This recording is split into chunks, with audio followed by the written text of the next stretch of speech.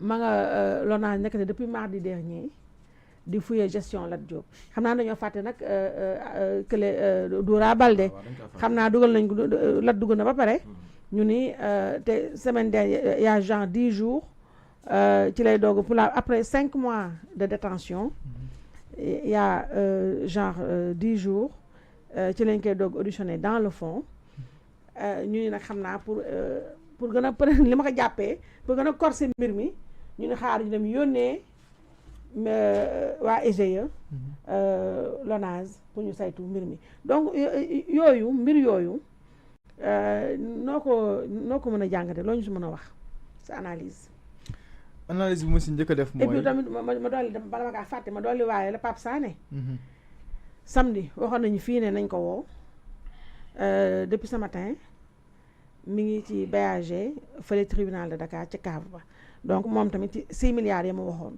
donc finalement moom Pape Sané démb dimanche article Direct News la génneel daal di ne genre il nous a fait comprendre que foofu la jëlee xibaar bi et que en réalité il parlait du ministre des finances Cheikh Diba et de l'homme d'affaires Abdoulaye Sylla lii daal mooy dama bëgg nga dëkk ñaale ces cas judiciaires là analyser ñu ko xam nga ce qui est malheureux te lu triste mooy xoolal fait yi nga fi wax ni yëpp mu nekk actualité lan moo si yokk dundu Sénégalais bi dara bonne question lan moo si changé Sénégalais bi nga xam ne tey moo ngi xëy war a joxe dépense borom kër bi nga xam moo ngi war a joxe dépense lan moo si changé facture courant bi nga xam ne ñëw na si weer wi nga war koo fay facture ndox boo xam ñëw na si weer nga war koo fay yow mi yor sa luwaaye nga war koo fay tey d'accord que justice ñun ñëpp d'accord nañ que justice def liggéeyam nu mu waree waaye dafa am loo xam te ne tey ñun ñëpp dañ cee war a d'accord mooy lan le cas de Farba Ngom le cas de Lat Diop le cas de kan encore kii waa Farba Lat Diop ñoom ñëpp ce sont des opposants léegi ñu ne Farba Ngom dem na jëli ji convocation lan lañ ci war a jàngat que ne dafa wone le bon exemple c'est ça Ousmane Sonko bañ ko fi convoqué lan la def dafa dem daal di daw huissier bi di ko wër huissier di ko wër mu daw di làqatu moom Farba Ngom mu jigee ba Agnam ñëw Ndakaaru dem ba tribunal di jëli convocation loolu nag dafa lay won ne carrément kii il est courageux il est brave il est républicain quand même et aussi il n'a rien à se reprocher absolument surtout loolu et aussi il n'a rien à se reprocher en fait man lu ma bëgg rek mu leer mooy Farba Ngom musul gérer alalu réew mi bu leer musul nekk ministre DG amul lenn luñ ko mën a dénk musa dénk si alalu gafaka réew mi bu fekkee ne dañoo bëgg a def reddition des comptes wala bu fekkee ne dañ ne am na blanchiment de capitaux bi am ñu si tudd Farba Ngom ñun luñ bëgg mooy que yoon wax ñu lan moo si xew lan mooy réalité bi ana waa trésor ana waa payeur waa percepteur xaalis bi fan la jaar bëgg nañ koo xam ban banque bëgg nañ koo xam doo ko xam de loolu de mais dañ ko war a xam doo ko xam mais loolu lañ ko war a xam te loolu lay mbir mi nag Lat Diop ne dañ koo corrompre waa ja ko corrompre daw na léegi moom Lat Diop am na ko succédé muy Doura Baldé dëgg Doura moom bu fekkee ne corruption bi entre Xbet la bu dee corruption entre Xbet la ak benn ak waa Lonase mais Xbet moom la kii waa jooju ñu tudd sax ki wax ne moo corrompre Lat Diop Mohamed Dieng moom moo fi représenté woon Xbet moom moo demoon neen doon corrompre Lat Diop mais Lat Diop ba mu fi jigee bàyyi na fi kii Doura Baldé te boobu Xbet mu ngi doon continuer di si réew mi di fonctionner léegi nag Doura Baldé moom lan la ci mbir mi non c'est-à-dire que il faut que ñu xam ne li nekk si ginnaaw yow lu ma bëgg ñu expliquer lu ma bëgg ñu xam ko ma ne carrément lii politique kase ko lal man loolu laa gëm dama ne fu ma neewoon sànq foofu laay taxawaat actuellement où je vous parle on nous parle des 2 milliards de 3 milliards ma ne pôle judiciaire financier dafa am liggéey am na 1000 milliards yoo xam ne war na koo lijjanti te man Ardo Gningue mënuñu fee wax lenn lu ma gëm tant que tijjiwuñu ab l'enquête jëmale ko si 1000 milliards yi. benn mais xoolal yéen ñaar li ngeen di wax nii léegi si plateau bi. xoolal Djibi Ndiaye li mu fi wax lépp. si Sonko. yow Louise nga ñëw wax li nga fi wax lépp si Ousmane Sonko. li fi Djibi rappelé yëpp. mais xool li ngeen fi rappelé lépp. mais tey est-ce que war nañoo am confiance si suñu premier ministre du Sénégal. xel de mën na tey am ci moom confiance. xel ma mën na tey moom. mais loolu c'est gravissime. mais loolu c'est gravissime. bu ñu demee ba ñun ñi nga xam ne ñu sommes les administrés. ñuy douter. ci suñuy di am de la bonne foi de la bonne foi suñuy njiit c'est la première fois ci histoire politique du Sénégal. musul am ñun sénégalais ñu ne suñu premier ministre mii du wax ko tu dëgg. wallaay. te yow yaa ko wax de yow yéen ñaar yéen a ko wax. waaw sénégalais yëpp di ko wax. non ñun ñëpp ñu gis ko on assume. ñun ñëpp c'est-à-dire que ni ngeen koy waxee ni tey. noonu la ko nit ñi di waxee ci grand place. xam nga àddul tax dañoo def démonstration sànq. oui wane ay faits. des éléments factuels ay arguments yu leer yuy wane ni. moom ci jëm boppam. dafa bari lum ñu wax loo xam ni. du dëgg yenn yi bañ ko vérifier du dëgg. yeneen yi andiwu ci firnde. te yenn yi jarul sax vérifier parce que c'est rocambolesque des fois mu wax loo xam ne c'est rocambolesque. xam nga falaa xam nga dama doon daane. ndax dama ñëwoon si fait judiciaire opération tiiñal bi. opération tiiñal bi nga entreprendre nii. merci beaucoup wallaay dina am résultat. dama ne non day am résultat loolu mooy gën a éclatant war naa ñëwaat encore waa ji. lii processus la rek. dañuy soog a démarrer rek. te dama xam nga foofu dafa laaj dama jóge si fait judiciaire yi ñëw si fait politique. waaw ñëw ci fait politique. xam ne carrément ñi nga xam ne tey ñoom ñoo ŋànk politique bi. ñoo ñànk judiciaire bi. mooy les politiciens. Instrumentalisation de la justice dëgg. moo am si réew mi. kese ñan ñoo koy instrumentaliser rek mooy les politiques. léegi nag dama bëgg mu leer naññ. li ngeen fi wax ñun ñëpp dégg nañ ko. li fi Sénégal di wax ñëpp dégg nañ ko. comme ça dañoo am premier ministre boo xam te ne lépp lu mu la wax du si indi benn preuve. comme ça dañoo am premier ministre boo xam te ne tey ñun amuñ si moom confiance. mais dama ne c'est la première fois si histoire politique du Sénégal de 1960 à nos jours. ñu am premier ministre boo xam te nii fu mu waxee Sénégalais du dëgg. loolu dëgg la. musulam c'est la première fois le président Diomaye lan la wax nee na Ousmane Sonko c'est le meilleur premier ministre du Sénégal. moo ko wax de. loolu la wax. xanaa meilleur premier ministre moom. mais c'est-à-dire que xoolal aussi lu amaat. si deux sorties yi nga xam ne président Diomaye def na ko di adressé wu à la nation. benn bi adressé à la nation la. beneen bi mu doon def discours fële si administration ak les administrateurs. mu ne ñaari phrase yëpp foog ñu taxaw si. mu ne je renouvelle ma confiance envers le premier ministre Ousmane Sonko. ñaari phrase boobu mu répété ko 2 fois. lan la si wuntu. pourquoi mu naan toujours je renouvelle ma confiance. envers le premier ministre Ousmane Sonko. mais loolu foofu loolu la ci xalaat yow sax sa xel dafa am ci. mais parce que sénégalais yi amuñu si moom confiance. moom mu ñuy xamal ne carrément moom am na confiance si premier ministre Ousmane Sonko. léegi nag li am ba des mooy ñun xam nañ ne tant que le premier ministre moo ngi fi. lépp loo xam te premier ministre wax na ko ñun duñ ko gëm. askan bi gëmuñu ko. léegi nag pourquoi mu war a rester nekk le chef du gouvernement. di bloquer les institutions. tey partenaires financiers yu ñu am yëpp taxaw téye seen loxo banque seen loxo ba moom président mu taxaw daal ne amul benn marge de manœuvre budgétaire et financière. ndax FMI banque na ay loxoom. banque mondiale banque na ay loxoom. BCEAO banque na ay loxoom. ñëpp banque nañ seen ay loxo parce que dañ leen a accusé de falsificateur. mais c'est extrêmement grave. wallaay mais situation boobu lañ bëgg a nekk boole ko crise économique. ak beneen crise bu gën a garaaw. mooy crise mooy kii rupture de confiance. crise économique bi rupture de confiance bu mag a am ay satu si dëkk bi jamono xam nga ba rupture de confiance bu am. xam nga dañoo jàpp ne suñu économie réew. ñan ñoo ko yor. borom ñu nekk si daara yi ñu jàngee si daara yi. nekk des grands commerçants. ñoom ñoo yor suñu économie réew. te fi ñu toll nii ñooñu laay wax ni amuñu confiance si le premier ministre. tey premier ministre bu fekkee ne ñun sénégalais yi amuñu si moom confiance rawatina les commerçants les grands commerçants. te bu waaw si réew mi fan lañ jëm. mu leer nañu carrément moom mooy problème bi c'est Sonko qui est le problème. léegi pourquoi mënuñu résoudre problème bi jàll si leneen. président Diomaye lan lay xaar pour limoger Ousmane Sonko parce que fi ñu jëm. carrément. mais daf ko war a limoger. Ousmane Sonko dañ ko war a limoger. mooy c'est le mooy problème bi. ah bon. Sonko loolu c'est pas extrême wala. non gis nga fi ñu toll nii ñoo ngi wax ci 1000 milliards yi. parce que fi ñu toll nii 1000 milliards yi. dafay nekk benn tache noire ci pôle judiciaire financier. absolument waaw loolu dëgg la. boo xam te ni buñ ko leeralul. mënuñoo wax lu sénégalais yi gëm. dañu waxante dëgg rek. ku fi bàyyi 1000 milliards naan da ngay dem di enquête ci ay 6 milliards ki 3 milliards ki 2 milliards. yëpp sénégalais weesuwul loolu. waaw loolu tam dëgg la.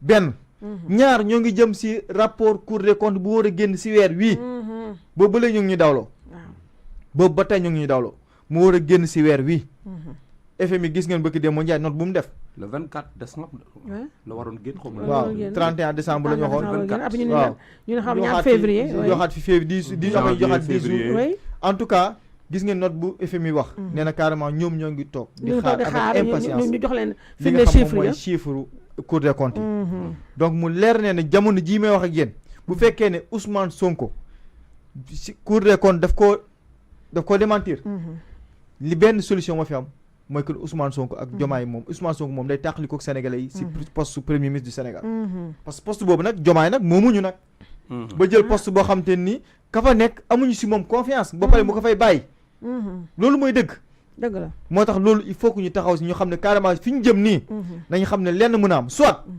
Diomaye day démissionné wala Ousmane Sonko lañ koy limogé wala Ousmane Sonko en personne taxaw di day démissionné loolu rek moo mën a nekk loolu rek moo mën a nekk Djibi Ndiaye nañu xaar loolu soit Diomaye day démissionné fi laa nga ko waxee si public SN soit dama ne non xam nga démissionné bu yàgg dama exemple du ko sol li ma la wax lu factuel la waaw actuellement ak blocage bi am si réew mi crise économique bi am si réew mi ak partenaires financiers yëpp taxaw instant fi ñu toll nii état du Sénégal dafa def face dafa nekk dos au mur équipe bi fi neew baaxul très bien xam nga ñoom nee nañ nous faisons face noonu ñoom nee nañ nous faisons face à un état contraint lan moo leen contraindre lan moo leen contraindre léegi nañ xam nañ lii moo fi nekk soit moo répété waat ko Diomaye day démissionné wala Ousmane Sonko dañ koy limogé wala Sonko du démissionné loolu bu amul Sénégal du dem fenn d'accord léegi Djibi ci ko table bi ci ko table juge bi Farba Ngom ni ma ko waxee tey gis nga suivre nga ko comme ñëpp dem na doxal boppam ànd ak ay avocat am dem récupérer convocation dem ci dikk récupérer convocation boo xam ne moo koy moom la war a wuy jee jeudi incha allah waa pôle financier judiciaire en même temps la jom yi nga xam ne def na léegi 5 mois prison ci Mohamed Dieng benn waaye bu jóge fee daay ne moom moo corrompre Lat Diop daw ba tey confrontation amul ñoom ñaar ñu Lat def fa 5 mois barki dem lañ koy doog auditionné mu mel ne dañ ko bëgg a yokkalaat yeneen charge ndax xëy na bay yoonu Mohamed Dieng bi baaxul ñu ne xaar ñu bëgg a ut lay justifier emprisonnement bi yónnee nekkati depuis mardi dernier ci li Seneweb wax moo ñu joxe information bu ñu nuyu suñu confrère yooyu waa Seneweb IGE ñi ngi di fouiller gestion LONASE te Lat ba mu demee Doura Baldé moo ko remplacé en plus aussi LONASE constitué comme partie civile déedéet constitué partie civile déposé plainte dara te amul benn rapport donc si je comprends très bien c'est la plainte de Mahmoud Dieng qu'on est en train d'instruire à charge sur Lat Diop donc c'est un citoyen c'est une affaire privée voilà c'est une affaire privée. C'est une affaire privée. On prend le corrupteur, le soi-disant corrompu, on le met en prison et le corrupteur on le laisse vadrouiller. Voilà. C'est extrêmement grave. Ça c'est le Sénégal. C'est le Sénégal de Sonko Diomaye. De Diom Sonko. Diom Sonko, oui. Diom Sonko. xam nga kii ñi luñ doon xeex. affaire justice moo nekkoon le point focal de leur combat. Sénégal bu kenn fàtte ni Sénégal. xaalis taalu ko. dëgg la xiif taalu ko mar naan taalu ko électricité taalu ko amul dara loo xam ne du location bu cher dara taalu ko donte lépp am na fi loolu taalu ko de Sénégal problème justice moo ko taal dëgg la loolu mu dëgg la ci bi problème justice moo taal Sénégal dëgg la problème justice boobu ba mu amee le débat c'était quoi Ousmane Sonko dafa ne cette justice là ni muy fonctionner mënutul continuer parce que Macky Sall day utiliser les magistrats pour jéem a annihiler man sama action politique pour mën maa jàpp pour mën ma tere doon candidat. feneen day def désobéissance civile. xoolal ba la Sénégal yëpp ñëw jàppale ko ci loolu. Ousmane Sonko xeex loolu. ba toog xam nga première rupture bi ñu doon xaar lan la. que Diomaye Faye génn de la magistrature. waaw conseil supérieur de la magistrature. xoolal li ngeen di jooy ni yëpp. Ardo tant que président de la République ma nga teg kaasam ak baraadaam biir conseil supérieur de la magistrature di nga déposer plainte ba sonn di laal ay loolu xamal tax ma wax la ko parce que dafa am loo xam ni mën nga ko comprendre yow président de la République ñu def ñu élire que au suffrage universel direct mu am indépendance totale am législatif ñu élire leen au suffrage universel direct ñu am seen indépendance totale donc sax ñoom jébal nañ seen bopp xoolal la justice seen lépp dépend ci ay nomination xanaa vous n'avez pas écouté Mouhamadou Moustapha kii bi fi doon def rencontre seen dernière rencontre avec Diomaye le président de la Cour suprême vous n'avez pas écouté ce qu'il a dit je l'ai lu ici ce qu'il a dit je l'ai lu ici ce qu'il a dit am na benn moment boo xam dafa ne clairement cette justice là bu amee problème ñi responsable mooy ñi nga xam ne tey jii ils sont aux commandes ils sont là ils ont les responsabilités boobu interpeller directement Diomaye Faye ngi toog lors de la rentrée des cours des tribunaux dem leen ngeen dellu siwaat si déglu ce que le discours du président de la Cour suprême xam nga ñun lu ñu doon wax magistrat yi ñoo toog waxal ko seen bopp grand on n'a pas une justice indépendante dans ce pays loolu moo am Ousmane Sonko moo déglu Ousmane Diagne ministre de la justice nekk bu la kenn gëmloon tu es indépendant kan moo ñu mën a gëmloon que la justice là appelle Farba Ngom sur des bases purement juridiques kenn mënu koo gëm il faut être naïf pour croire ça man désormais je suis quelqu'un boo xam dama bokk ci sénégalais yi gëm que ni képp ku ñu woo Ousmane Sonko moo la woo kooku dama fa bëggoon duggee pour que sénégalais bu leen fàtte mukk rentrée des cours et tribunaux le discours du président de la Cour suprême ah oui un discours magistral historique oui toog naa fii teg ko ci wolof dëgg la tu l'as fait xam nga li ma la kooku benn élément la deuxième élément bi mooy Farba sooram du woon lii Farba Ngom soor bi ñu ko bëggaloon lan la woon bi ko waa Pastef tracé loon du woon lii lan la woon Farba mi takkoon nañ ko bu yàgg yóbbu ko dëgg la xam nga lu xew ay mbokkam ñoo taxaw comme ni Ousmane Sonko ay mbokkam muy taxawee woon loolu mooy dëgg loolu lañ jàppee woon Abou Diallo man maa ko wax man maa ne Farba ay mbokkam ñoo taxaw défendre ko c'est pas un délit parce que lu tax ay mbokkam taxaw défendre que Ousmane Sonko la ñu woo mu dellu taxaw ci ay mbokkam ñu barricade këram yaa may dégg indi fa benn situation boo xam ni quasi insurrectionnelle kenn faju ko kooku di benn deux Ousmane Sonko la ñu condamné définitivement mu tëdd si kër góor yi kenn sañu koo jàpp am na fi wala amu fi ñu génneel ñu code pénal bu bees tàq di ñu layal lay yoo xam naan ñu non mën na am contrainte par corps mënu koo am def ko débat juridique ku nekk xam nañ fii ku ñu condamné définitivement da ci kaso bi nga jëm ñëpp ko xam waa léegi damay laaj boo tegee élément yooyu une justice boo xam ni bu tàngee mën naa dellu ginnaaw bu opposant amee doole mën naa négocier yaa may dégg bu amee pouvoir bu falu day ànd ak yow bu amee premier ministre bu puissant da koy naan doo amoo indépendance extra est-ce que dans cette justice là yow mën nga gëm ni mën nga am une justice équitable est-ce que mën nga réaliser loolu je ne le pense pas moo tax Farba li may wax Farba pourquoi il a obtenu ce traitement là xam nga lii Farba am ni su Ousmane Sonko lii c'est un traitement de faveur de ça c'est pas la vision de Ousmane Sonko en matière de justice Ousmane képp ku mu désigné day bëgg séance tenante nga fanaan kaso. Qu'est-ce qui s'est passé qu'est-ce qui s'est passé voilà qu'est-ce qui s'est passé ba justice rebuffé wu ñu dellu ginnaaw jëmale preuve parce que on les a dénoncés on les a démasqués yaa may dégg mooy li Marguerite de Yousnar doon wax dafa ne à la longue le masque devient visage ñii leur masque est tombé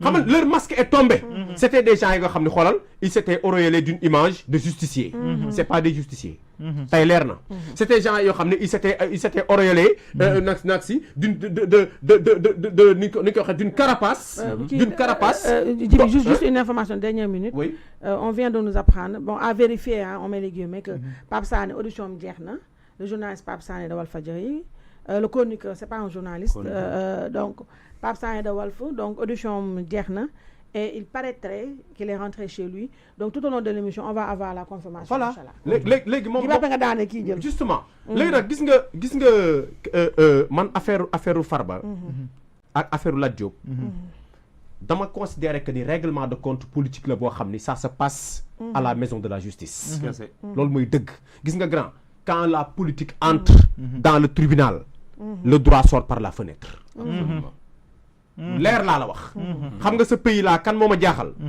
le syndicat de la magistrature moo ma jaaxal actuellement dans ce pays l'UMS moo ma inquiété pourquoi mu inquiété l'Union des magistrats du Sénégal Gabon xam nga Gabon lu fa am ardo Gabon militaire moo ko dirigé coup d'état moo fa am militaire dirigé ko vendredi xawma jeudi waaw le syndicat de la magistrature grève la dem xam nga lu ñu wax gars yi indépendance da ngeen ñu koy jox kenn dootu ñu fooye actuellement le syndicat de la magistrature au Gabon est en grève fii nga nekk dans un pays démocratique syndicat de la magistrature du yëngu du pousse ñu bàyyi ay magistrats ñu leen di affecté sans crier gare loolu moo ñëkk wax ni Ado on est en danger Ado nan nga mënee comprendre régime ñëw salaamaaleykum affecté magistrat nan nga mënee comprendre c'est grave hein? Des magistrats yoo xam ni sur le plan administratif ils n'ont commis aucune faute da nga dégg syndicat des magistrats wax ko wala ñu kaas ko non ça veut dire que quoi mais ça veut dire que ñun ñëpp dañ nekk en danger parce que ñun magistrats yi ñu war a protéger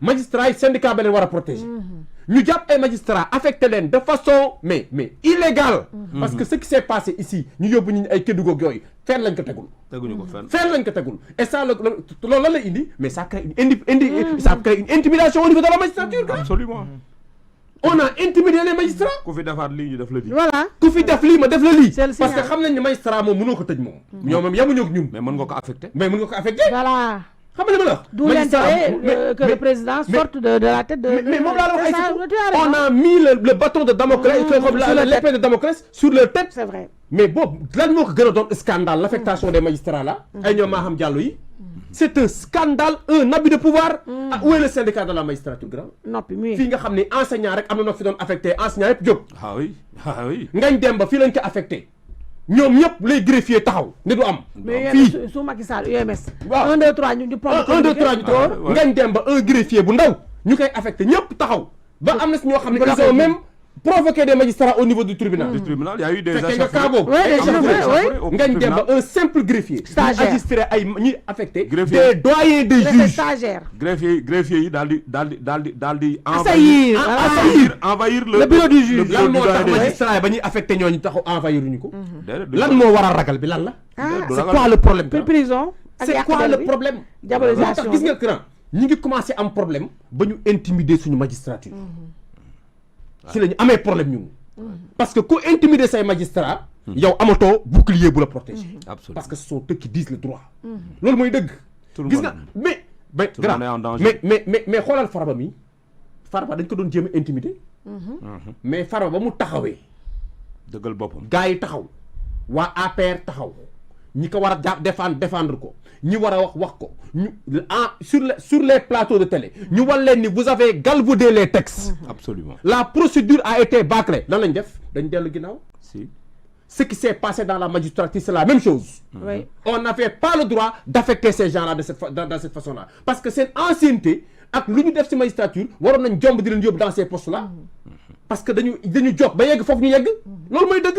loolu on a peur de dire ça dans ce pays. grand quand des magistrats se font affecter comme ça. te dara du yëngatu. ay généraux di ñuy wax seen affectation comme ça dara du yëngatu. des gens yoo xam ils ont servi l'État. non yow mu ñu sax servi avec grand ils ont fait de hauts faits. on a eu de hauts faits daal xoolal gis nga les adresses des Maham Diallo les adresses des autres juges là dañ ko doon partager sur les réseaux sociaux. pour ne pas attaquer leen ils avaient mis en danger leur famille. tey ces gens là lan lañ leen war a mën a fayee. la nation devait être moo très tax reconnaissante. justice dafa am d'abord lu ko war a aar c'est les textes.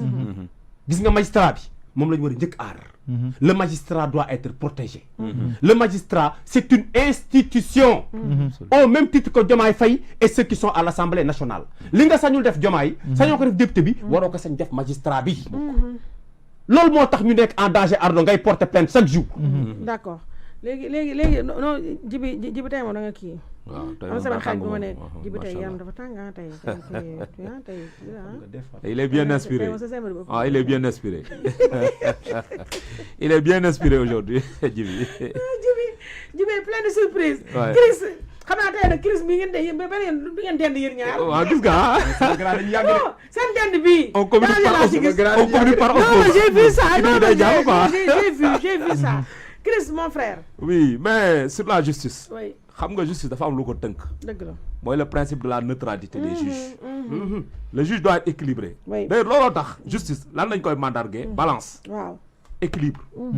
balance mooy mandargue justice mooy symbole am. dëgg la. Le juge doit être quelqu'un d'équilibré. Ok. Il doit être neutre. Mais le juge, il est protégé par des principes très clairs. Absolument. C'est le principe de l'inamovibilité du juge ou du magistrat. On ne peut pas l'affecter n'importe comment ni à n'importe quel moment. Donc, prendre un juge, l'affecter d'un poste vers un autre pour le sanctionner, c'est arbitraire, c'est injuste et ça doit avoir une suite. Madame, dañ ko wara dénoncer, dañu wara porter une procédure pour remettre le juge à sa place. Absolument. Tous ces Maham Diallo, ces gens qui ont été affectés à Tamba. Parce que dans le passé, Tamba, li mu doon symboliser, mooy bu ñu la affecté Tamba, en tout cas dans le secteur de l'éducation, mooy sanction la. Bu ñu la nee Tamba c'est des postes de sanction. Bien vrai que l'administration est tenue par le principe de ce qu'on appelle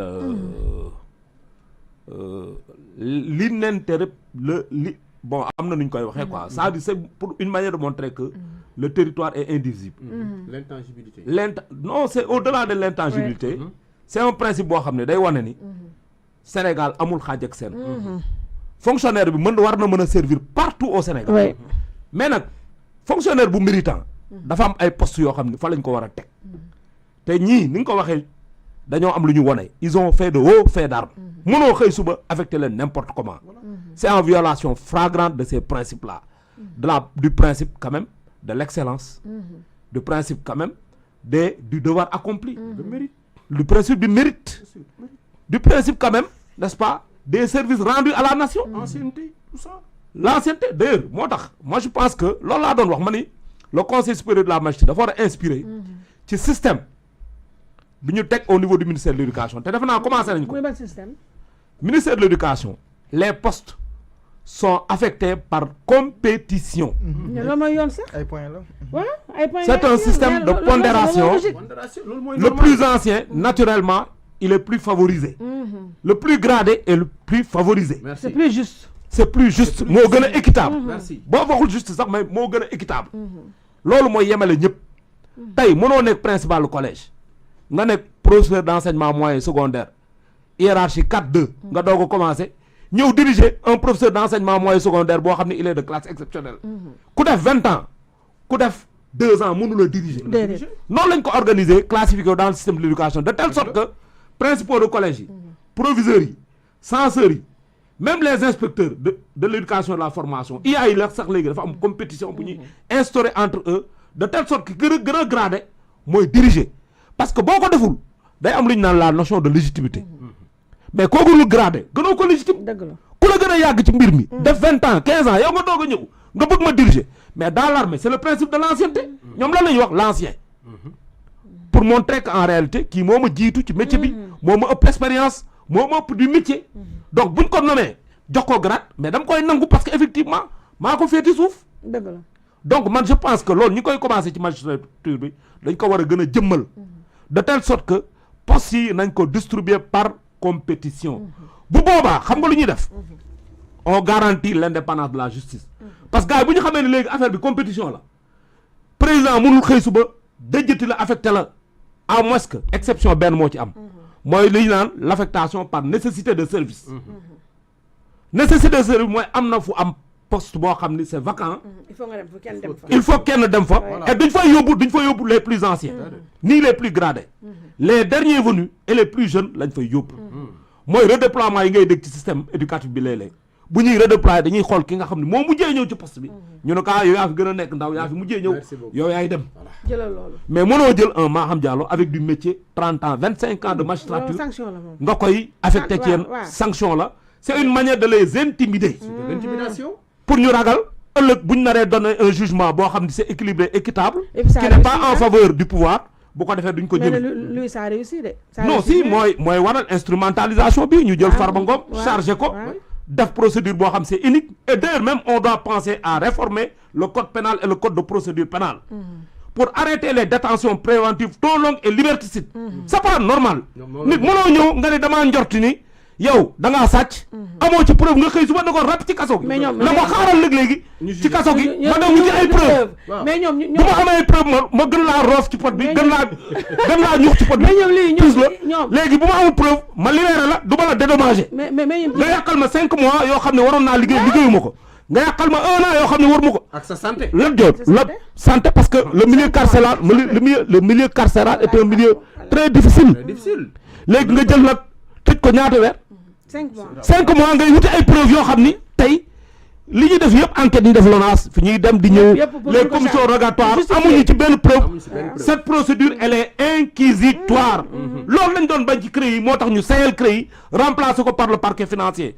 parce que les procédures inquisitoires y a rien de plus injuste que ça.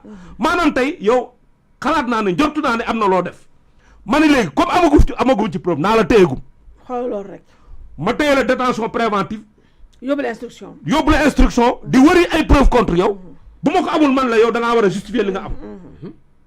tey Farba procédure bi ñuy def contre Farba c'est une procédure inquisitoire. mooy yow Farba 2 milliards yi nga xam dañ la ko versé il faut nga wax ñu fan nga ko jëlee. mais ki ko versé sa Farba doo ko laaj. Farba est au bout de la chaîne.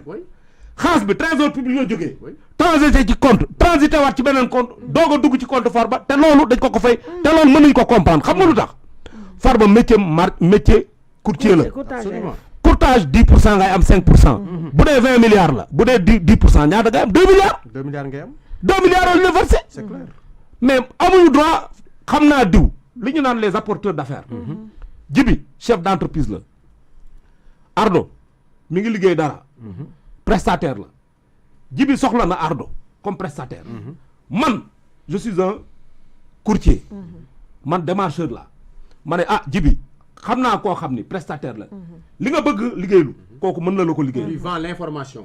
mais bu la ko liggéeyee. voilà da nga may fay commission. très bien voilà. Jibi Morgan. bif Pastef bëgg. daal koy tatagal ànd ak moom.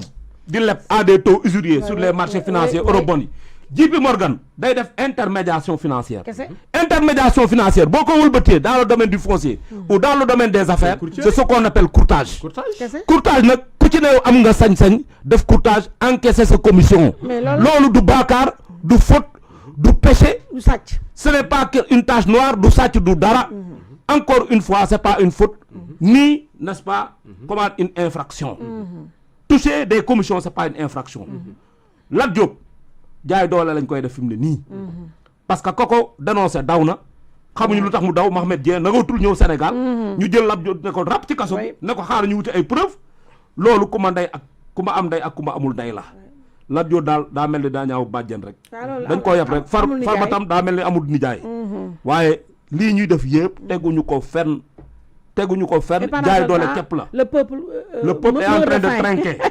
c'est-à-dire qu'aujourd'hui moo tax nag ma ne il faut qu'on fasse très attention. c'est-à-dire gars yi ils sont en train de nous divertir. ils font du dilatoire. face aux problèmes des Sénégalais qui les assaillent. face à la cherté de la vie. face à la cherté des denrées. face au coût de la vie excessivement cher. malgré cette augmentation mascarade. après les prix sont remontés et se sont multipliés par 2. ñëpp a sonn yàq nañ liggéeyu. licenciement yi nag. licenciement yi au niveau des entreprises yàq liggéey yi yàq bërëbu liggéeyukaay yi. ba pare teg entreprises yi ay impôts yoo xam ni attanuñ ko. entreprise commencé séparer du personnel. léegi nag ñu ni pour divertir les Sénégalais nañu wut ay sujets. mooy sujet Farba Ngom bi. mooy sujet kii c'est-à-dire on divertit le peuple. mais nag gis nga lekk lu neen. lekkatu neen naxu li béy. d'accord nañu arrêté lii tôt ou tard ça va se retourner contre eux. en tout cas on termine avec le dernier sujet. Ardo ñu ñëw léegi ci la politique purement politicienne. mën nga ma may benn intermède. ma poser la benn question. waaw ana dossier levée immunité parlementaire bu Amadou Ba ak Birima Mangara. daa tàbbi géej. tàbbi na géej léeboon lippoon parce que dañ fa daanu. tàbbi na géej. est-ce que dañ fa daanu. mooy caaxaan yi mu leen di wax. dilatoire rek dilatoire. dama bëgg nga dugg si point boobu. ok dafa am benn affaire bu am solo boo xam te ni Sénégalais dañ cee bàyyiwul xel. est-ce que xam ngeen ne le président de la République du Sénégal comme li ñuy wax sànq rek si indépendance de la justice. décret bi nga xam ne ci la basé wu. pour def ay nomination si pôle judiciaire financier. waaw décret boobu dafa caduc. waaw. c'est grave. c'est très grave. non ça c'est extrêmement grave c'est un scandale. le président Macky Sall. ba élection yi jeexee le 29 mars 2024 dafa am ñu fi teg ci li nga xam moom mooy pôle judiciaire financier le président Diomaye daal di accéder au pouvoir ba mu ñëwee le 3 avril 2024 ci lu mu njëkk a def mooy daal di annuler décret boobu yéen a ngi fàttaliku ba mu ko annulé daal di convoqué li nga xam ne moom mooy conseil supérieur de la magistrature ba mu convoqué conseil supérieur de la magistrature après ci la mettre en place ñeneen jële fe ñi nga xam te ni fal nañ leen le 29 mars xool leen entre 29 mars ak le 3 avril fa teg fa ñeneen ñoo xam te ni ñooy war a siéger si pôle judiciaire financier tribunal léegi nag loolu lu si garaaw mooy Ousmane Sonko dafa taxaw grand théâtre waaw daal ni foog ñu jële fi ñu fi nekk indi fi ñeneen pour mun a déclencher li nga xam ne moom mooy la machine judiciaire merci loolu la wax léegi nag violation bi xam nga fa la nekk dafa am benn article boo xam te moom mooy nekk article 677 109 alinéa 8 bu nga xam ne mooy loi organique pour bu instituer li nga xam ne mooy pôle judiciaire financier boobu ñoo ngi ko tuddee la chambre des appels financiers chambre boobu dañoo war di def assemblée générale dañuy war a def assemblée générale pare ñu soog a def ay proposition chambre boobu ñoom dañoo war a def ay proposition pour que ki nga xam ne moom mooy le président du Sénégal mun a def ay nomination tànn ci liste bi ñu proposé mu nommé ci kenn mais defu ko pour mu présider le pôle judiciaire financier mais defu ko ba muy tànn ñi nga xam ne ñoom war a siéger si pôle judiciaire financier daf koo def si coobare boppam te assemblée générale chambre d'appel financier Ardo loolu est-ce que waruñu ko attaqué tam dajewuñu moo tax fi dooli may wax avocat Farba yi war nañ ko xam war nañ ko war a attaqué loolu dañ ko war a attaqué ndax fi dooli ñoom bépp décision bu ñu jël mun nañ ko attaqué ndaxte li nga xam fi nga xam ne foofu le président basé wu pour mën a def chamboulement si au niveau du pôle judiciaire financier dafa nekk loo xam te ni donc vice de procédure am na si violation flagrante de la loi am na si donc loolu laa bëggoon a préciser pour que ñi nga xam ne ñoom ñooy ay kii la piste la rek boo xam ne réflexion gars yi war nañ ko mën a mais c'est confirmé hein Pape Sané rentre chez lui si libéré voilà libéré après 9 heures d'audition donc léegi politique bi waaw politique bi léegi donc Amadou Ba l'opposition dajaloon nañu